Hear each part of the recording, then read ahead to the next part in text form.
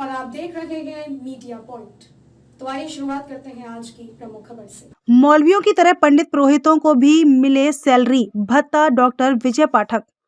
UP के शाहजहांपुर में ब्राह्मण समाज उत्तर प्रदेश के 33वें स्थापना दिवस एवं समरसता कार्यक्रम के अवसर पर मुख्य अतिथि के तौर पर यूपी सरकार के वित्त मंत्री सुरेश खन्ना को ज्ञापन सौंपकर विभिन्न मांगे रखी गईं।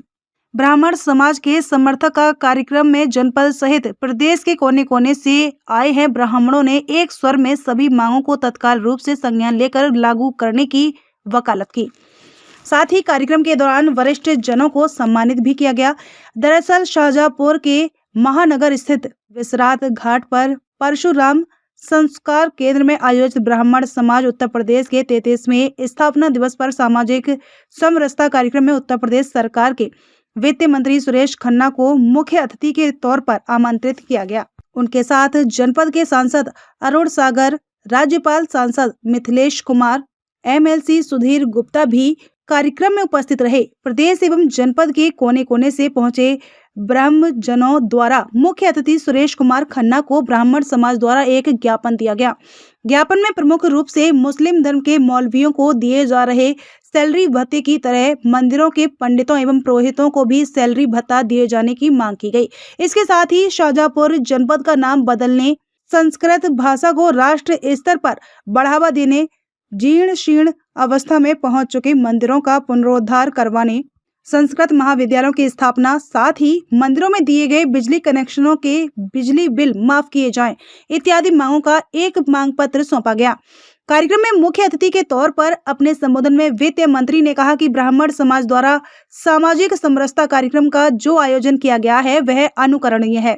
वहीं ज्ञापन के संबंध में जब वित्त मंत्री से पूछा गया कि सरकार क्या मंदिरों के पंडित एवं पुरोहितों को सैलरी भत्ता देने पर विचार करेगी, तो उन्होंने कहा समाज में बहुत सी चीजें बराबरी के आधार पर सोची जाती हैं, समझी जाती हैं और उन पर विचार किया जाता है, लेकिन यह सही नहीं है कि अगर किसी भी एक खास वर्ग को इस तरह का लाभ दिया जाता है तो उस पर चिंतन और मनन जरूरी होना चाहिए।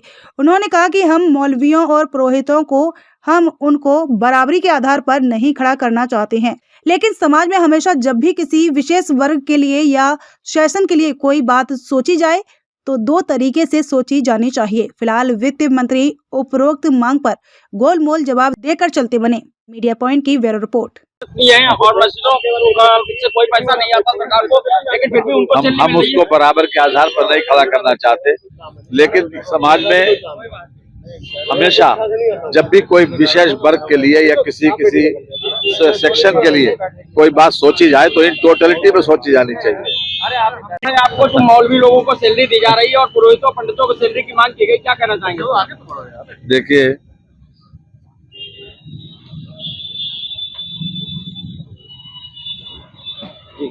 समाज में बहुत सी चीजें बराबरी के आधार के ऊपर सोची जाती हैं, समझी जाती हैं, उस पर विचार किया जाता है, मंथन होता है। लेकिन ये सही है कि अगर किसी भी वर्ग को इस प्रकार का अगर दिया जाता है तो उसके ऊपर चिंतन और मनन जरूर होना चाहिए। कार्यक्रम है, कार्यक्रम के दौरान समरसता कार्यक्रम है, ब्राह्मण समाज का स्थापना दिवस भी है और जो मुख्य अतिथि थे उनको क्या मांग पत्र सौंपा गया? ऐसा है, ब्राह्मण समाज जो है उसको समाज का मस्तक कहा गया है और इस मस्तक के अंदर ही सिर होता है। तो ये हमारी जिम्मेदारी है समाज के प्रति कि हम निरंतर चिंतन करें कि कैसे हमारा सनातन समाज जो है संगठित हो और सनातन संस्कृति जो है वो निरंतर उन्नति की ओर आगे बढ़े। तो इस चिंतन के तहत बहुत लंबे समय से हमारे मार्गदर्शक मंडल और वरिष्ठ सदस्यों द्वारा चिंतन के द्वारा ये तय किया गया कि एक तो संस्कृत भाषा पे हम लोग विशेष चिंतित हैं। हमारी संस्कृत प्रमुख भाषा थी सनातन धर्म की। हमारे सारे वेद, हमारे सारे ग्रंथ जो हैं वो संस्कृत भाषा में है और हमें संस्कृत ही नहीं आती है। एक तरीके से हमारे धर्म को खत्म करने का सबसे अच्छा तरीका ये है कि जिस भाषा में आपके ग्रंथ लिखे हैं वो भाषा आपको आती ही न हो, तो आपके इतिहास, आपके वेद, आपके ग्रंथ से आपका रिश्ता अपने आप टूट जाता है। तो ये मांग हमारी बहुत प्रमुख है कि संस्कृत भाषा को राष्ट्र स्तर पर हमारी सरकार जो है हर स्तर पे संरक्षण दे, हर तरीके से संरक्षण दे। उसमें मंदिरों का संरक्षण भी है, संस्कृत महाविद्यालयों की स्थापना भी है, पुराने मंदिरों का जीर्णोद्धार भी है। ये सब हमारे संस्कृति और संस्कृत दोनों के ही केंद्र हैं। वहीं पे हमारा वेद पाठ भी होता है और वहीं से हमारी संस्कृति का एकीकरण भी होता है। दूसरा मार्ग ये है, क्योंकि हमारा नगर बड़ा हो रहा है, महानगर में परिवर्तित हो रहा है, तो ऐसे कुछ पहचान जिन्होंने हमारे नगर के लिए कुछ विशेष योगदान दिया है पूर्व काल में, उन लोगों को जो है प्रतीक चिन्ह के रूप में किन्हीं जगह पे उनकी मूर्तियों की स्थापना की जाए, ताकि आने वाली पीढ़ियां उनके योगदान से कुछ सबक ले सके और आगे उनके कार्यों का अनुसरण कर सके। कि दिल्ली में जब किसी और संप्रदाय को पैसा मिलता है तो हमारे मंदिरों के पुरोहितों को भी 10,000 रुपए वेतन मान दिया जाए और उनकी जो हालत है उसकी व्यवस्था के लिए सरकार कारगर रूप से कोई कार्य करे। तीसरी मांग हमारी ये थी कि जो हमारे संस्कृत भाषा जो है विलुप्त होती चली जा रही है, तो उस भाषा के लिए सरकार तहसील स्तर पर हाई स्कूल, इंटरमीडिएट, महाविद्यालय की व्यवस्था करे और संस्कृत भाषा का एक तरीके से उद्धार करे, क्योंकि अभी आप देख रहे हैं कि सभी भाषा प्रचलित है, संस्कृत धीरे धीरे विलुप्त होती जा रही है। चौथी भाषा हमारी ये थी कि जो मंदिरों में बिजली कनेक्शन निःशुल्क हो और उनका बिल भी गवर्नमेंट द्वारा वहन किया जाए, सरकार द्वारा वहन किया जाए, ये बिजली बिल मंदिरों से नहीं पड़ना चाहिए। इसके बाद जो हमारे प्राचीन मंदिर जीर्ण शीर्ण हो चुके हैं उनका पुनरुद्धार भी सरकार द्वारा कराया जाए, ऐसा मांग पत्र हमने माननीय मंत्री जी और सांसद, राज्यसभा, लोकसभा और विधान परिषद डॉक्टर सुधीर गुप्ता जी को दिया है। कार्यक्रम किस परिप्रेक्ष्य में रखा है? ऐसा है जैसा कि आज मकर संक्रांति के पर्व पर आप सभी को हार्दिक बधाई एवं शुभकामनाएं। ये समरसता कार्यक्रम एक ब्राह्मण समाज द्वारा आयोजित किया गया।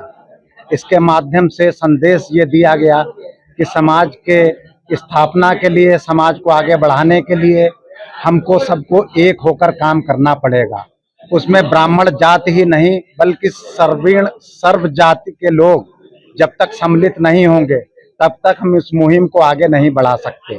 संपूर्ण सनातन धर्म की रक्षा के लिए सभी जातियों का एक समूह बनाकर और नेतृत्व करके हम आगे बढ़ सकते हैं।